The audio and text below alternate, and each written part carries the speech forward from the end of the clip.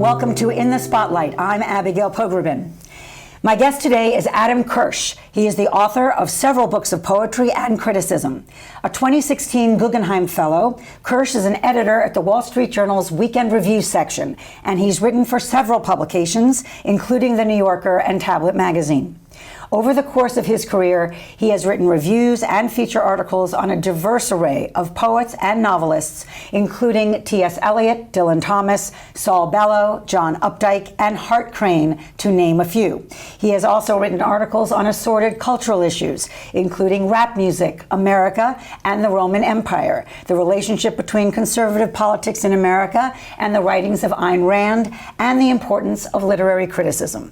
The author of 10 books, Adam's most recently published book in August 2024 is the subject of our conversation today. It's called Settler Colonialism, Ideology, Violence, and Justice. Welcome, Adam. Thanks very much for having me. This is a big topic for a small volume.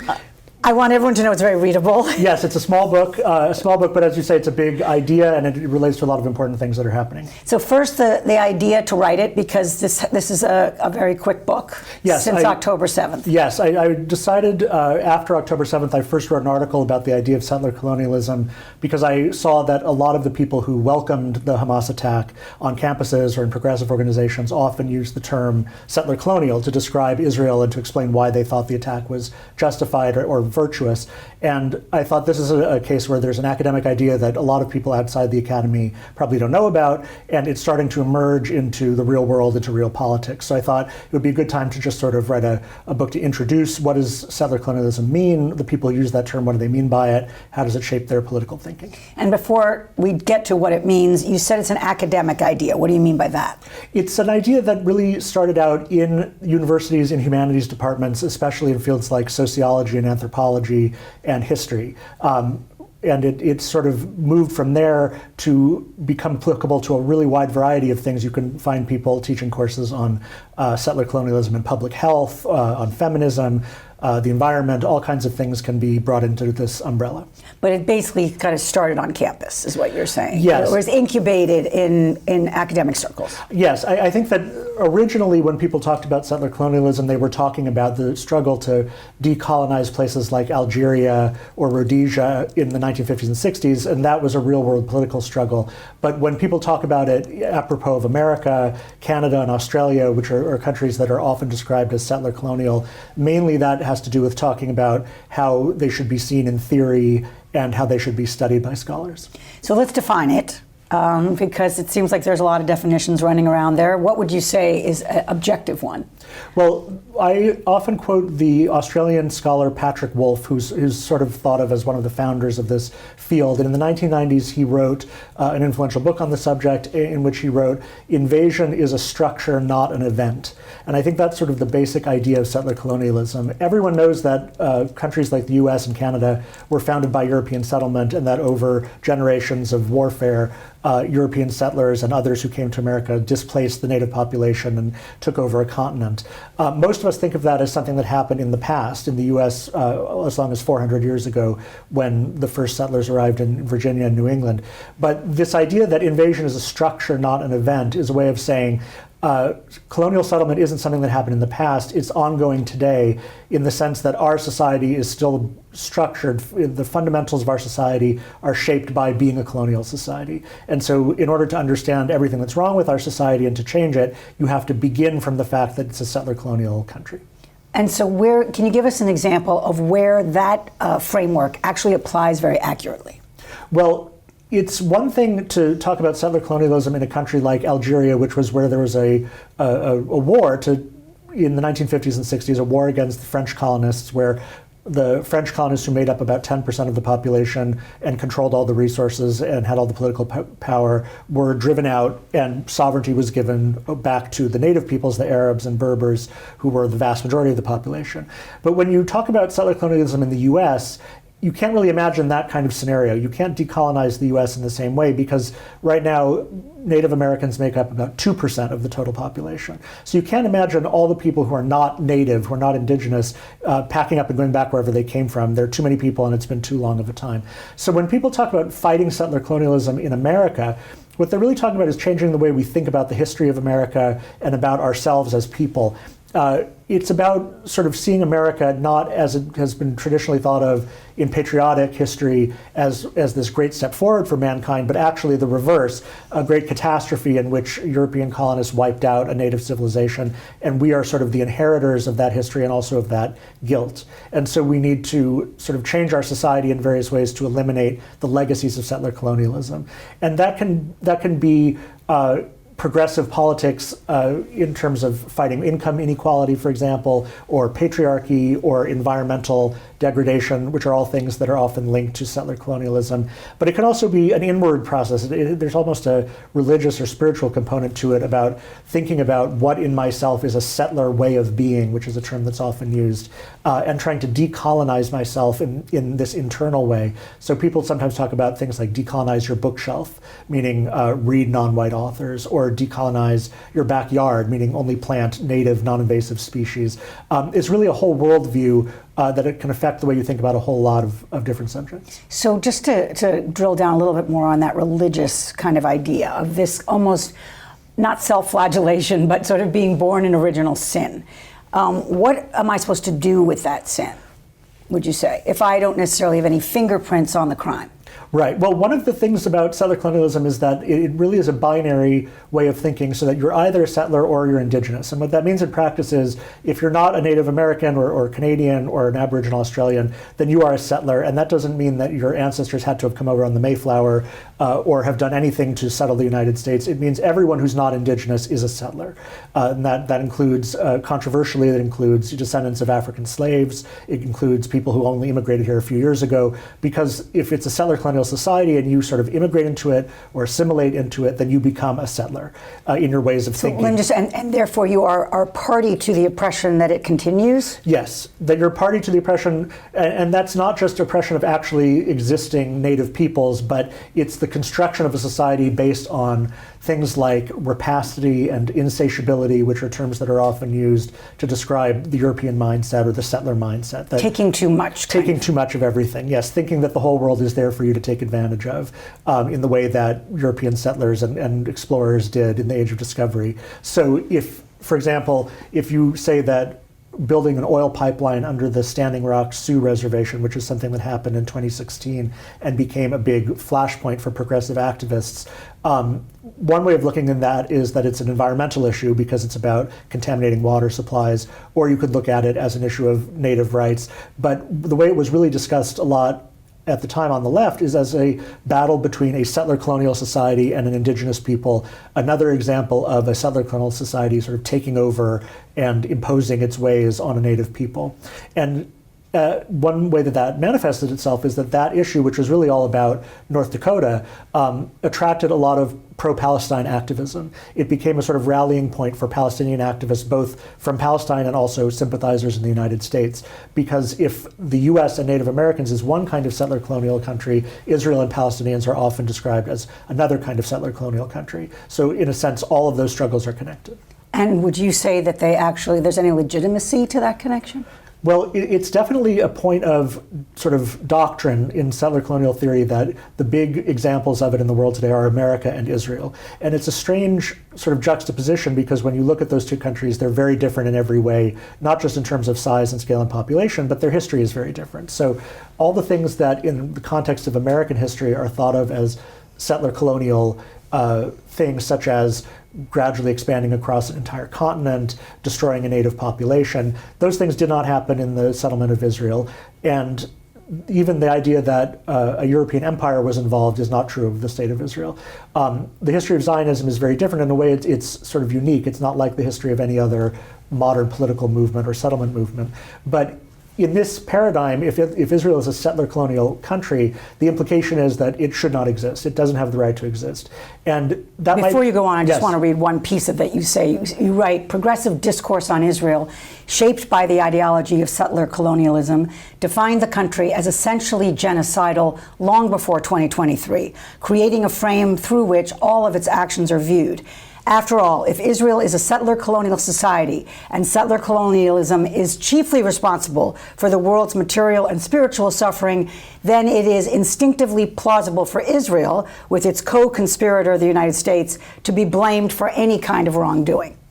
Right, and I think it's interesting how the term genocide, almost from the beginning, was adopted to describe the Israeli invasion of Gaza. So obviously the Israeli invasion of Gaza has cost many lives and has been a great human... Post-October 7th. Post-October 7th has been a great human tragedy and disaster. But the use of the term genocide, I think, became so common and almost became sort of a requirement for two reasons. One is that the Jews are sort of the exemplary victims of genocide, and the State of Israel was created after the Holocaust in large part to resettle European Jewish refugees from the Holocaust. So to say that the people who were the victims of genocide are now perpetrating genocide is a powerful sort of rhetorical attack. But also, settler colonialism is based on the idea that a colonial people comes from outside and destroys a native people either by physically killing all of them or destroying their culture and their society and creating something new on the ruins, sort of wiping away what was there, creating something new. And if a settler colonial society does that, and Israel is a settler colonial society, then in a sense, the existence of Israel is genocidal, in the same way that the existence of America or Australia is often described by these theorists as genocidal. So if you were to point out, for example, that in fact the Arab and Jewish populations between the river and the sea, as the slogan people use, are about the same, are about 7 million of each, or that the Palestinian Arab population has grown by about 500% since the State of Israel was created, which obviously is not consistent with the idea of a genocide, in a way that is almost irrelevant, because by definition, a settler colonial society is implicated in genocide. So there's no sort of empirical way to say this is actually not a genocide, Israel is not a genocidal country. It's sort of baked into the definition. Adam, the way you just described that, it would seem that those who believe that Israel is a settler colonialist enterprise is essentially saying that anyone who lives within its borders is part of a genocidal project. Is that taking it too far? I don't think it is. For a lot of people, I think that is exactly what they think, and you could see it in the response to the Hamas attack last October. When people talk about settlers in the context of Israel, they're usually talking about Jews living on the occupied territories in the West Bank. Those are the people described as settlers. But the victims of the October 7th attack were not on the West Bank. They were inside the internationally recognized borders of Israel. And yet, those people were often described as settlers by people who welcomed the Hamas attack. And what that means is that any Jewish presence in that territory, any Israeli state, is a legitimate target of violence because it is guilty of genocide, it's guilty of settler colonialism, it's a country that shouldn't exist, and therefore everyone is a target. And some people actually did say, especially on Twitter, the victims weren't civilians, they were settlers, and there's a distinction. A settler is someone who's always a legitimate target. You pointed out that the people who are accusing a place or citizens of being settlers are settlers themselves. Can you explain that? Because that's sort of a hard idea to get our head around. Right. Well, I think that when you talk about a settler in the United States or Canada, you might be saying we have to change the way we think or the way we live or the way power is exercised in our society. Some of it might have to do with restoring sovereignty to native peoples, but it's really about, in the same way as one might say we have to get rid of, say, capitalism, it's saying we need to restructure the whole society in a way that gets rid of this evil. But when you talk about it in the context of Israel, it becomes a very different thing because unlike in the United States or Canada or Australia, there actually is a movement attempting to destroy Israel as a Jewish state with violence. And so in that context, when you're saying Israel is a settler colonial country, we support resistance to settler colonialism, the sort of implication is that you are supporting enemies of Israel like Hamas and Hezbollah. And that's how you get to this very strange situation that we see on some campuses in some protests where people who think of themselves as very progressive are saying we support Hamas or we support Hezbollah or waving the flags of those movements. Of course, those are Islamic fundamentalist movements that are totally opposed to everything that a progressive American would believe in. But if the great enemy is settler colonialism, and if Hamas and Hezbollah are the people who are actually fighting settler colonialism, then in a strange way they become on the side of the progressive movement. They become people working for a better future. And that's sort of a phenomenon that you could see in other times in American history. It's third worldism. It's the idea that a third world liberation movement, whether that's the North Vietnamese or Algerian independence movement, are automatically on the side of justice, and so everything they do should be supported, even when it means killing civilians. Well, I want to talk about even when it means killing civilians, because when violence is part of this progressive message, it seems to kind of clash with what progressivism is usually considered to be. So how does that get reconciled? This idea that essentially, if Israel is an immoral project and it therefore should be eliminated, right? That's basically you're getting rid of quite a few millions of people, and I'm only laughing because it does feel quite absurd. Right. Well, I think that most people who think about this issue, and certainly most academics who write about it, do not say the Jews living in Israel should be killed. Although Hamas says that and Hezbollah says that, but theorists and academics don't say that. No, but those are the flags you're waving, and that is what they're saying. That is what they're saying, and they certainly believe that the Jewish state should cease to exist. In other words, that the best case scenario would be a state of all the peoples living there in one state, which sooner or later would become an Arab state with a Jewish minority. So the idea that there should be a Jewish state is completely unacceptable in this way of thinking, because Jews are not considered an indigenous people. They're not rightfully there. They sort of are European colonizers who came and took over. What they would mean in practice is something that I think most people who are ideologically radical don't like to think and talk about. And that's one of the things that the ideology does, is it says we don't have to think about the practical consequences of what it would mean to destroy the Jewish state. We're just saying the Jewish state should not exist, and after that, it'll work itself out. And one reason why I think this is such a destructive way of framing the Israel-Palestine conflict is that one of the reasons why the conflict has gone on for so long and shows no sign of being resolved is that as long as Israeli Jews feel that their enemies want to destroy their country and not live side by side, but sort of regard it as a temporary aberration, something that came into being in 1948 and is guaranteed to disappear, then they must fight to defend it to the death, right? They'll fight to defend it as hard as possible, because it is their only country and their only homeland. And that is what the ideology of settler colonialism encourages. It encourages this sort of all or nothing, black and white view of the conflict, which says the Jewish state is the enemy and deserves to be destroyed. The only sort of progress towards a real solution that I can imagine being made is something that allows that both peoples have a right to exist, both peoples have historic claims and legitimate claims to the country, and have to make progress towards living in peace side by side. And that's something that doesn't happen under the settler colonial framework at all. It's really a very, in that sense, anti-progressive way of thinking, because it's a zero-sum game. It's a zero-sum game, and it inhibits any actual progress. So Adam, you're speaking as a very rigorous journalist, which I know you are. It's hard to discern what you're feeling about the things that you've learned and written about in this. Can you give us a glimpse of just like where you come out on it personally? Sure. Well, in writing the book, I thought that what was important was to write about the ideas and sort of show where they lead, and I think in a very critical way that suggests, that these are bad things. But I think that, like a lot of American Jews, I was very shocked after October 7th to see people welcoming this attack on the state of Israel, welcoming the death of 1,200 Jews, mostly civilians. I was shocked because in past conflicts between Israel and Hamas, one of the things that was always said was we must avoid the deaths of civilians. That was sort of made in many statements and protests, but now it suddenly seemed that if the civilians were Jews, if they were Israelis, then it was a different story, and in fact you could celebrate that because that was the side you were supposed to be on. And I think many American Jews felt very insecure all of a sudden, under threat from our neighbors in a way that we hadn't felt before, hadn't realized before. I feel like this is continuous with the development that's been going on in progressive and academic circles for many years, probably 20 years. It's continuous with the BDS movement, which also tries to delegitimize Israel as a Jewish state. And it means that the future for American Jews is going to be more contested and more politically difficult than it has been in the past. I don't think that it's a situation which calls for panic or fear, but I do think it means that we have to take stock of what we believe, what we think, why we think that Israel deserves to exist and to be supported as an American ally, and what are the things that can, in the long term, ensure a peaceful and secure future for Israel.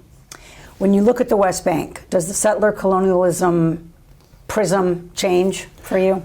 Well, one thing that people have said to me in talking about the book is, well, if you say that Israel isn't a settler colonial country, what about what's happening on the West Bank? What about the settlements there?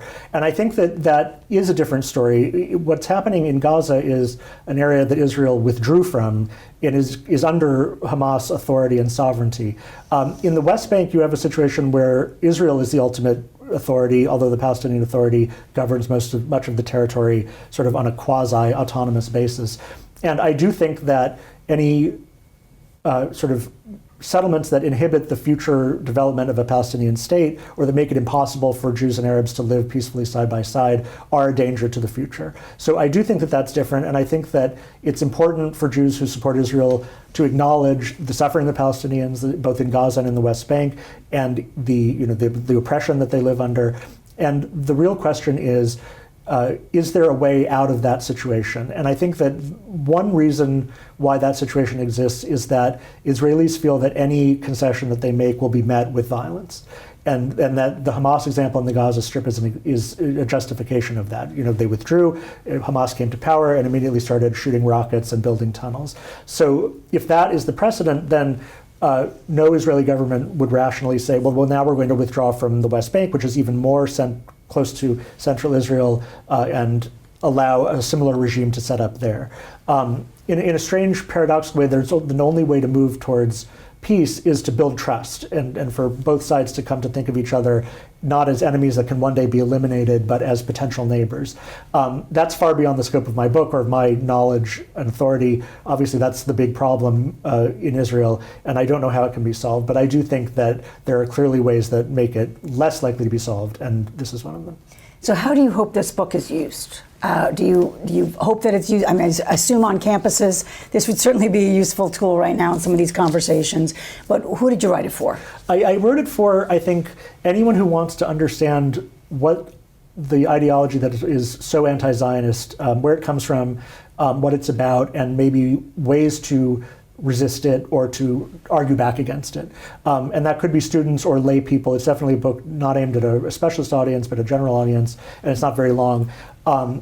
I think that often settler colonialism is sort of taken for granted. Certainly in academia, you don't hear someone challenging the notion of settler colonialism. It's sort of the framework that's taken for granted, and it's a framework that leads to very negative outcomes for Israel and for Zionism.